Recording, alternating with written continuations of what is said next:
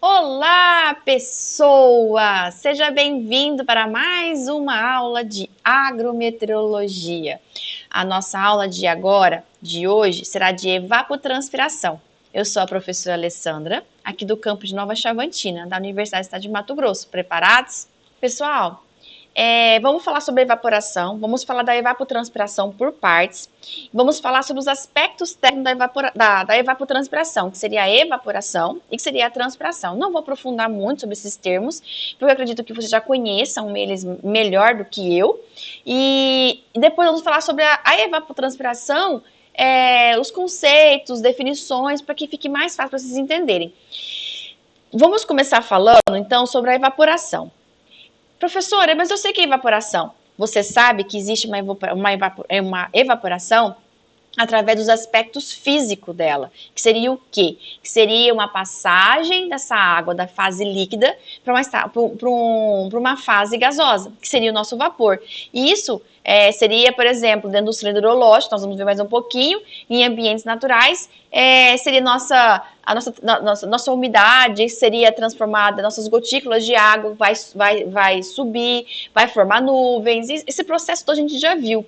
Esse seria nosso processo físico, mas nós temos que entender que a evaporação ela está dentro da agronomia. E o aspecto mais importante para a gente é entender que, em condições naturais, essa evaporação ela vai correr tanto uma massa contínua diretamente exposta à atmosfera, que seria um mar, lago, rio, reservatório, canal, uma poça. Isso vai acontecer porque são pontos interceptados, são pontos que têm a água em si, como também numa superfície úmida, que existe uma terra que é composta por planta, por solo. A gente viu, por exemplo, que a temperatura ela é constituinte a temperatura do solo, a textura do solo influencia na temperatura. Então a gente também aprendeu também que a umidade desse solo também é em função da textura do seu solo. Essa água que está nesse solo, muitas das vezes ela não é visível. Sobre a superfície das plantas molhadas, tá vendo? Ela também pode ser também interpretada dentro do hidrológico como a água interceptada. Ela também vai fazer com que ela evapore. As águas retidas nas coberturas dos solos, como um exemplo, o sistema de plantio direto ou sistema de semeadura direta. Dentro dessa parte de cobertura de solo, existe a semeadura direta, certo? Vamos exemplificar e vamos desmistificar alguns conceitos da cobertura. Ela só tem benefícios, mas muitas das vezes vocês acabam relacionando a cobertura do solo dentro da evapotranspiração. E não é bem assim. Quando eu estou falando sobre um solo, vamos imaginar assim. Eu tenho um solo normal, eu tenho umas plantinhas plantando, tá tudo aqui bonitinho. Vem uma palhada sobre a superfície. Esse colchão de palha sobre essa superfície seria então a nossa cobertura do solo. Então, o que as pessoas tendem a confundir com essas funções? Uma dessas confusões é acharem que a palhada vai proteger a nossa umidade, nossa evapotranspiração. Mas, para melhorar, para entender melhor, para desconfundir isso, vamos tentar explicar, por exemplo, que a cobertura ela está mais relacionada aos benefícios radiculares que a planta vai ganhar, que vai lhe proporcionar, do que literalmente o que as pessoas estão entendendo. Porque vamos imaginar o benefício hídrico que essa planta vai ter. Vamos imaginar que essa estrutura desse solo, esse solo mais fofinho, esse solo com mais condições para que a minha planta, meu sistema radicular explore, eu vou tentar então dar um maior volume de solo para ela e consequentemente eu vou dar um maior volume de água explorada. Então essa busca por mais água é o benefício que a sua planta vai ter em relação à cobertura de solo. Porque vamos dizer assim, eu tenho a matéria orgânica que vai ficar ali, eu tenho a cobertura de solo, mas não quer dizer que a cobertura de solo seja ruim para isso. Vamos dizer assim, se existe estrutura do solo, esse solo existe poros. Se esses poros existem, existe umidade nesses poros. Se existe umidade nesses poros, então ela vai ficar entre eles e o sistema radicular vai conseguir retirar essa umidade desse solo. Professora, eu não estou entendendo nada que você está querendo dizer. O que é essa umidade que fica nesses poros? Eu vou só dar exemplificada, mas eu aprofundo um pouquinho mais com vocês em irrigação, tá? Vamos imaginar um exemplo bem rapidinho assim. Você tem uma umidade de solo. Dentro desses poros existe umidade, existe ar. Dentro desse ar, existe mais ou menos, vamos exemplificar, 30% de umidade desse solo em volume. Isso significa que se eu estiver tratando de um solo de 1 metro de profundidade, vai existir mais ou menos ali, não, vai existir 30%, se seu solo, claro, se seu solo em condições ideais, tudo bonitinho, lindo, maravilhoso, vai existir nesse solo 30% de volume de água explorado dentro desse 1 metro. Então, se existe ali dentro de 1 metro essa profundidade, vamos dizer assim, eu tenho 1 metro de solo e dentro desse 1 metro existe 30% de umidade. Significa que existe 30 litros de águas ali dentro. Isso é o que o seu solo vai proporcionar em condições ideais para a sua planta. Isso quer dizer que o seu sistema radicular, em 1 metro, vai conseguir explorar 300 litros de água. Isso se sua planta e seu solo estiverem tudo bonitinho. Mas caso vocês vamos imaginar que a sua planta não consiga chegar a 1 metro, ela não consiga explorar 1 metro porque seu solo não está em condições de deixar isso acontecer. E o que acontece? Com certeza ela não vai ter mais esses 300 litros de água disponível. Se ela conseguir só explorar a metade disso, vamos imaginar 50 centímetros desse solo, então quer dizer que a sua planta ela vai estar explorando a metade da água, isso quer dizer que ela vai estar pegando só 150 litros de água. Isso porque vocês tinham anteriormente um solo fofinho, lindo, maravilhoso, com tudo estruturado, maravilhoso, perfeito. Ela tinha 300 litros de água, mas quando isso não em condições ideais de solo para essa planta, ela só vai ter 150. Então, quando você tem o quê? A camada de cobertura, ela traz um benefício muito além do que só a cobertura. A cobertura e outros benefícios como material orgânico, um solo fofinho, uma boa estrutura, que diz assim, claro que se vocês retirarem a cobertura do solo, bem abaixo da camada, vamos imaginar, vamos voltar aqui para o nosso exemplo se vocês retiram a palha, e bem aqui embaixo vai estar úmido, com certeza vai estar úmido, por quê? Vocês estão vendo os raios solares nessa imagem? Os raios solares estão batendo diretamente no solo.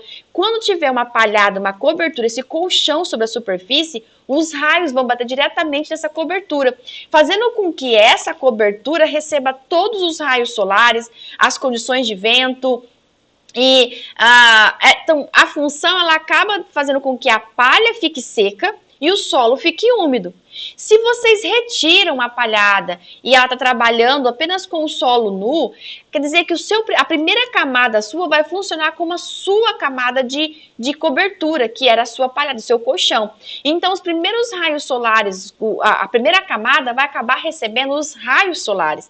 É por isso que você tem a sensação que seu solo está seco. Ela vai ficar seca como a sua palhada ficou seca, porque ela está recebendo todas as condições de vento, de raios solares, temperatura. Então, ele vai funcionar como uma cobertura, como uma proteção dessas condições. Então, quer dizer que a cobertura, ela vai manter a primeira camada mais úmida? Vai, claro, porque ela está impedindo que você tenha o contato direto com os raios solares, contato direto com o vento. Então, faz com que a sua cobertura mais baixa, dessa camada mais baixa, aquela superficial, ela fique mais úmida. Mas, só que o que acontece? As pessoas acabam esquecendo que o benefício são as camadas mais baixas, né? Que seria o citado, que a gente acabou explicando, que seria a redução da temperatura, que teria, a gente já conversou sobre isso na aula de temperatura, que seria material orgânica.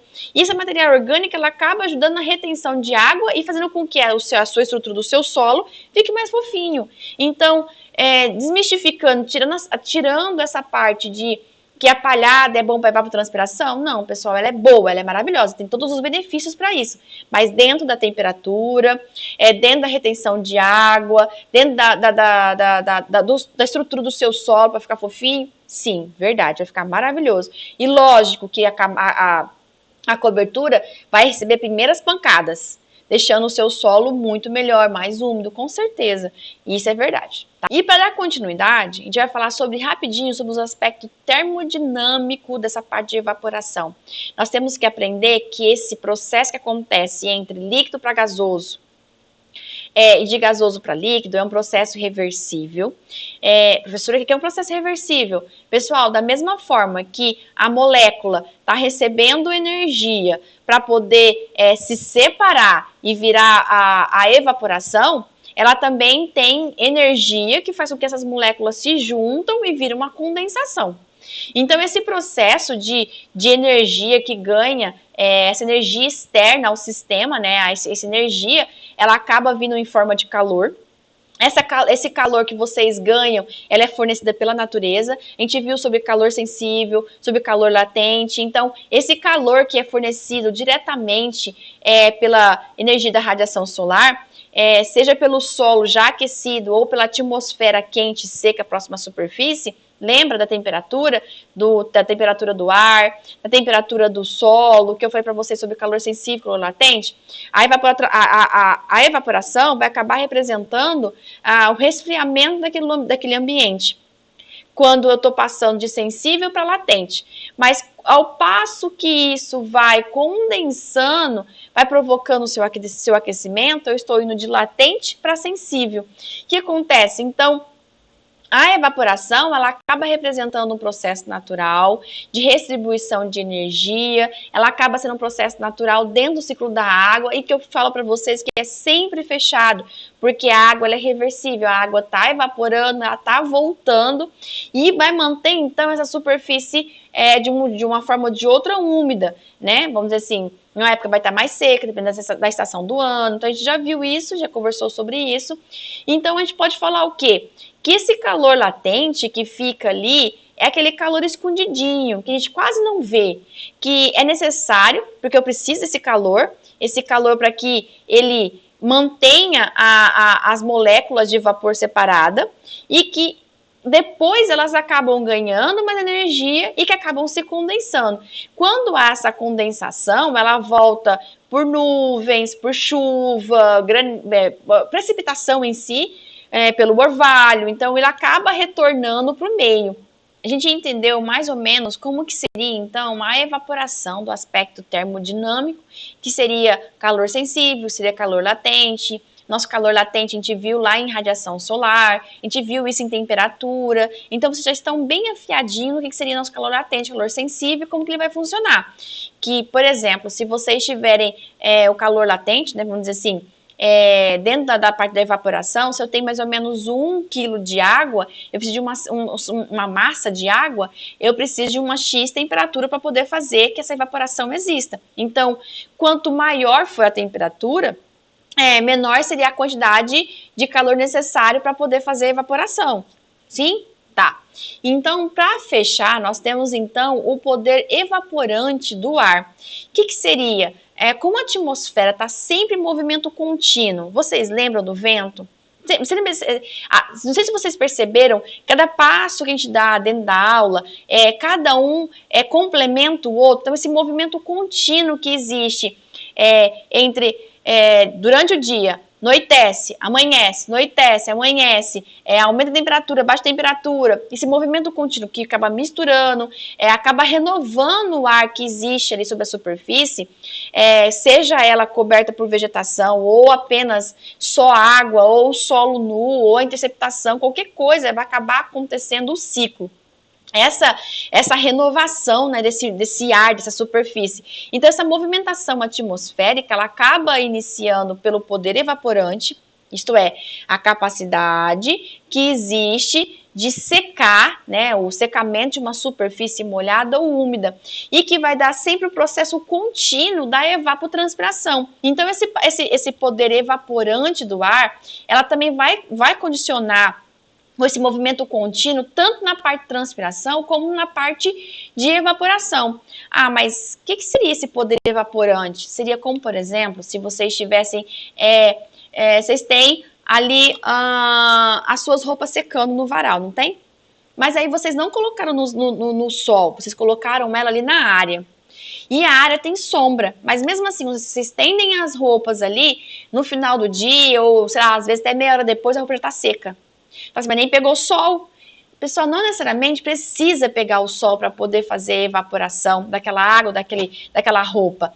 Então, mesmo não havendo a incidência direta dos raios solares, a roupa vai secar. Então, isso acontece pelo efeito do vento, acontece pelo o efeito no ambiente mais seco. Então, a evaporação, a sombra acontece também. Então, esses ambientes acabam facilitando, então, a evaporação, mais ou menos isso. Então, seria um processo da evaporação que existe, o poder de evaporação do ar. A parte da transpiração, ela vai ser importante para a gente, para que vocês entendam que a água, ela tem um poder de retornar ao meio, e as plantas, essa água que está circulando no meio, na natureza, ela está retornando em forma de transpiração, que seria o retorno dessa água. A planta acaba retirando essa água desse solo através do sistema radicular e acaba perdendo a água pelas folhas. Esse processo é um processo metabólico, vocês costumam ver isso, todo esse processo de fisiologia vegetal, então eu não vou aprofundar muito nesse aspecto de como entra, como sai, de que jeito sai. Então, vamos dizer assim, essa planta, quando ela está respirando, fazendo o processo de fotossíntese, tem esse processo que a gente chama de transpiração. Transpiração, que ela perda de água para o meio, que quando a planta absorve a água para o sistema radicular, passa pelos vasos e desses vasos chega até as folhas, acontece então o processo metabólico na superfície, vai acontecer a absorção de luz, vai acontecer o gás carbônico, a saída do oxigênio, e vai acontecer então a saída também da água. Então, existe a proteção da folha, existe, por exemplo, a parte de estômatos. Então, tudo isso, dentro de fisiologia, acaba explicando o processo todinho da planta. Mas o que é mais importante para a gente é vocês entenderem que a planta, ela perde água para o meio em forma de transpiração. Essa perda de água que retorna ao meio, ela tem, claro, consequências, por exemplo, o tipo de folha, o ambiente que ela está, o dia que ela está, mas não vou entrar em tantos detalhes. A parte mais importante para a gente, então, seria, eu espero que vocês tenham entendido o que é evaporação, evaporação e a transpiração, porque a evapotranspiração nada mais é do que a soma da evaporação mais a transpiração, que consequentemente nós vamos ter que a evapotranspiração. Dentro do ciclo hidrológico, nós temos todo esse processo onde a água tem, evapora, volta. Então, essa energia que tem da água evaporar, da água transformar pelas plantas, transpiração, da água retornar em forma de condensação, essas energias que trabalham ali, que começa pelo nosso sol, por exemplo, né, nossa radiação solar, isso faz com que a superfície que existe na superfície vegetada mais água, por exemplo, ou a superfície com interceptação de água, alguma coisa assim, vão acontecer simultaneamente os processos de evaporação pelo solo e pelo processo de transpiração pelas plantas. Então, essa imagem que eu mostro para vocês é o nosso ciclo. Nós estamos tentando fechar o nosso ciclo com a parte de evapotranspiração, que é o retorno da água, vamos dizer assim, a gente tenta fechar, ela retorna com a água, ela sobe, então esse processo todo do ciclo, eu espero que a gente tenha já encerrado ele, e eu vou, não sei se vocês conseguem ver bem ali atrás, eu tenho uma imagem, tentar explicá-la para vocês de uma forma diferente. Vou ali para o quadro rapidinho e já volto. Aí, pessoal, eu vim para a lousa para poder tentar explicar para vocês, se vocês entendem mais ou menos como que seria o processo de evaporação, que seria, pessoal, transpiração mais evaporação direta do solo. Isso te daria a evapotranspiração, seja ela que nós vamos ver daqui a pouco por partes, seria referência de cultura, potencial, a real. Nós temos então aqui em função, pessoal, eu vou escrever aqui, olha, isso aqui é em função, pessoal, da área foliar. O que vocês têm aqui? Vocês têm diretamente relacionado, olha só, bem aqui ao início eu estou falando de semeadura. Quando eu venho falando para você bem ao final, eu estou falando de colheita. Bem aqui, olha, eu estou falando de evapotranspiração e estou correlacionando essa linha aqui. Essa seria a evaporação e essa azul seria a transpiração. E estou dizendo que isso daqui, pessoal, seria seu índice de área foliar, tá? Esse seu índice de área foliar tem o quê? Correlacionado ao tempo de plantio. Se eu estou bem aqui no início, eu estou na semeadura, eu tenho uma pequena porção de uma semente e que ela vai evoluindo até virar uma plantinha e ela vai ganhando mais espaço. Ela vai crescendo, ela vai se desenvolvendo e ela vai ganhando sistema radicular. Isso seria a fase fenológica da sua planta. O que acontece? Nessa primeira fase que vocês têm bem aqui, olha, bem a junção dessa daqui, por que eu tenho a minha parte de evaporação muito maior do que a minha parte de transpiração? Porque nada mais o meu solo está eu estou tentando explicar para vocês que no meu solo eu estou fazendo o quê? A semeadura. A semeadura, ela está iniciando com sementes. Esse meu solo está muito mais descoberto. Então, eu tenho muito mais solo diretamente relacionado aos raios solares. Então, consequentemente, a minha evaporação direta do meu solo é muito maior do que a minha transpiração, porque eu não tenho planta cobrindo sobre essa superfície. Então, a minha maior evaporação será a parte de evaporação. Primeiro, porque eu não tenho planta suficiente. Aí vocês falam assim, mas isso aí tá tranquilo, professora, isso aí eu entendi. Não. Vocês entendem que elas são inversamente proporcionais? Porque uma vez que o seu solo está nu, tem menos cobertura e eu tenho muito menos transpiração porque minha planta está começando a nascer, quando ela tende a cobrir praticamente todo o solo, essa parte aqui, pessoal, eu estou trabalhando com uma cultura onde eu tenho maior cobertura. Então, o índice da minha área foliar é muito maior. Então, quer dizer que a gente tem muito mais folhas. As plantas estão muito maiores, elas estão em fase de desenvolvimento.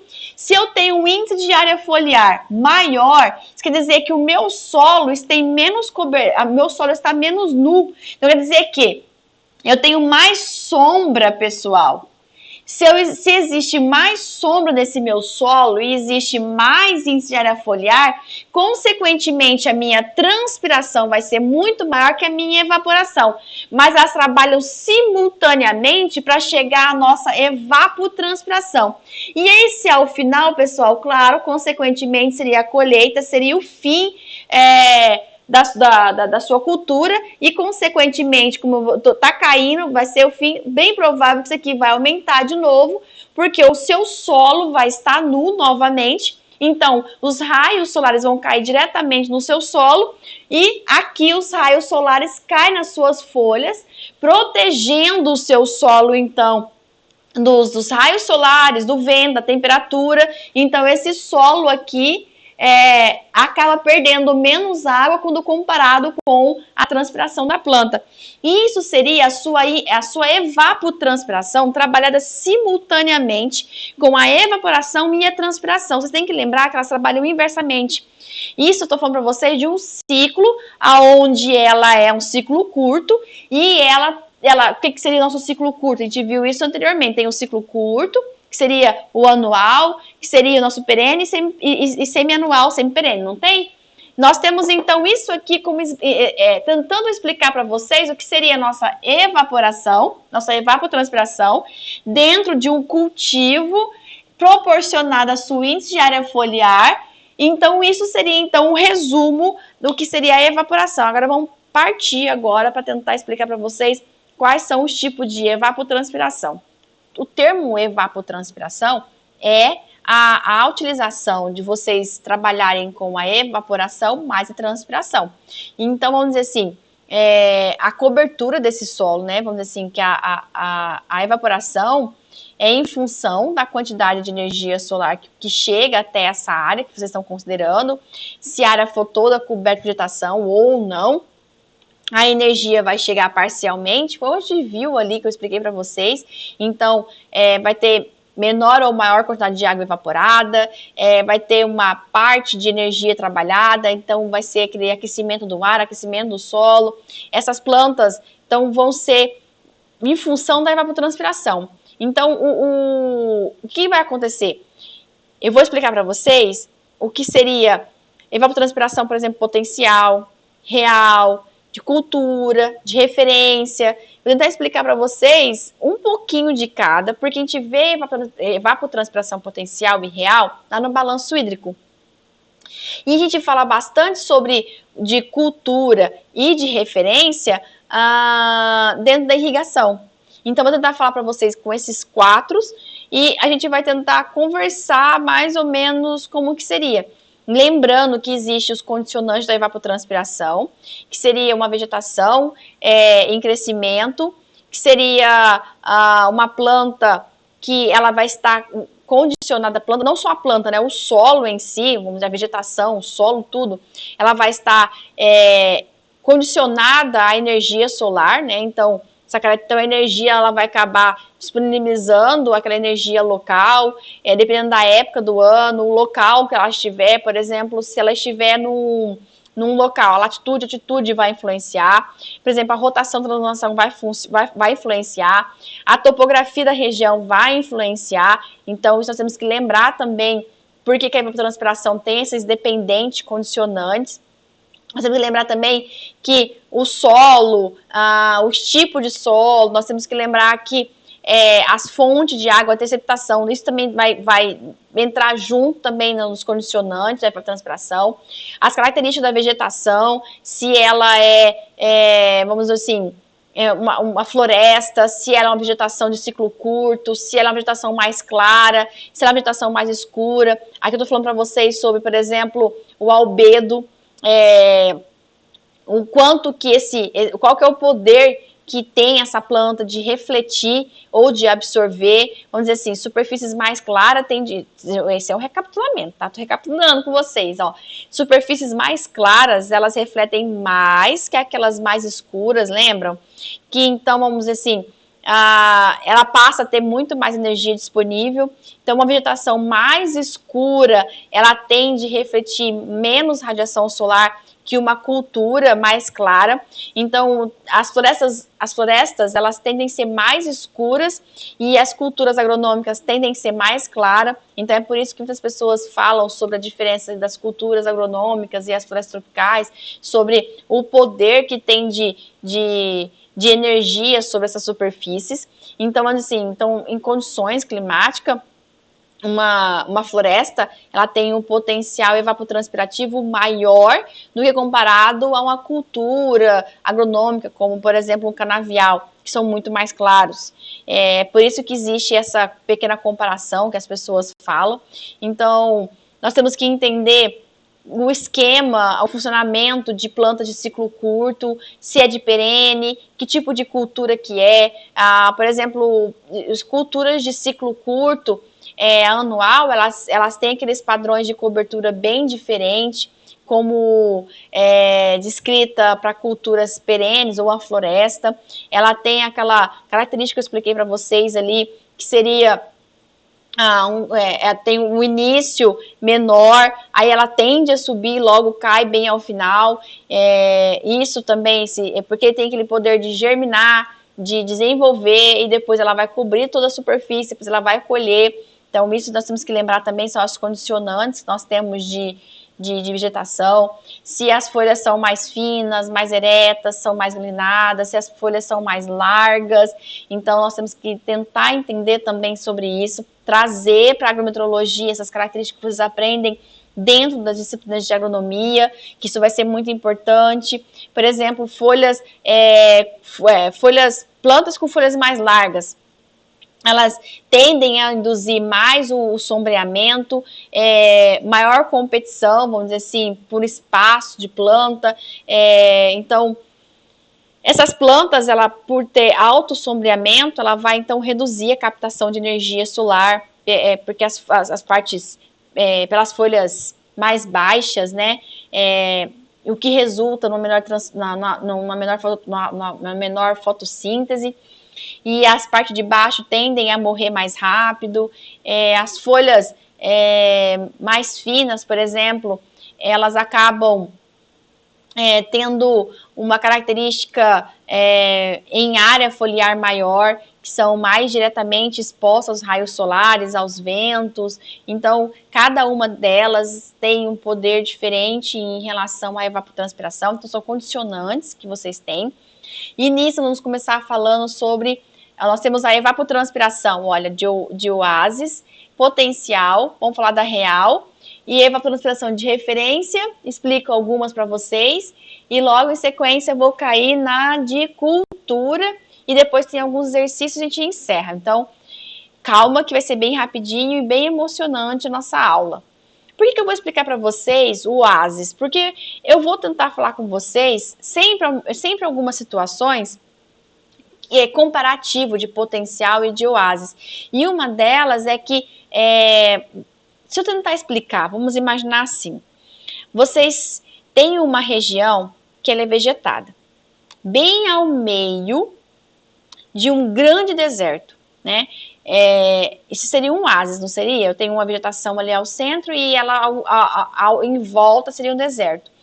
E então essa pequena área que eu tenho com águas que fica ali disponível para as minhas plantas, que está disponível para o meio, ela acaba recebendo muito mais energia do que fosse o mesmo cultivo de área vegetada e tivesse cultura em volta. Então, nessa condição de evapotranspiração, essa pequena área que, vamos dizer assim, uma pequena área irrigada, está rodeada, por exemplo, de uma área muito seca, como, por exemplo, um sistema de pivô central. Ele costuma trabalhar com um sistema em épocas secas, irrigar aquela quantidade de área que o pivô atende e as demais áreas vão ficar secas. Então, isso é um dos exemplos que aconteceria, por exemplo, o efeito da evapotranspiração oásis, que seria não sei se vocês estão percebendo que existe uma área tampão bem ali ao centro, essa aqui.